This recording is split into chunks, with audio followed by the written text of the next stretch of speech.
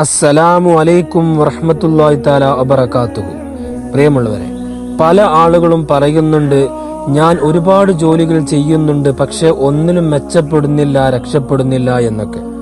സൂറത്തുൽ കഹ്ഫിൽ അല്ലാഹു സുബ്ഹാനഹു വ തആല പറയുന്നു, ഈ ദിക്ർ പറഞ്ഞാൽ ഞാൻ നിനക്ക് നൽകിയ നിഅമത്ത് അത് മരിക്കുവോളം ഞാൻ നിലനിർത്തി തരും. എന്നിട്ട് സൂറത്തുൽ കഹ്ഫിൽ അല്ലാഹു സുബ്ഹാനഹു വ തആല രണ്ട് ചെറുപ്പക്കാരുടെ ചരിത്രവും പറയുന്നുണ്ട്. അതിൽ ഒരു ചെറുപ്പക്കാരന്റെ കൃഷിയിടം മുഴുവൻ നഷ്ടപ്പെട്ടു പോയപ്പോൾ ഒരാൾ മറ്റേയാളോട് പറയുന്നുണ്ട്, ഈ ഒരൊറ്റ ദിക്ർ നീ പറഞ്ഞിരുന്നെങ്കിൽ നിനക്കിത് നഷ്ടപ്പെട്ടു പോയില്ലായിരുന്നു എന്ന്.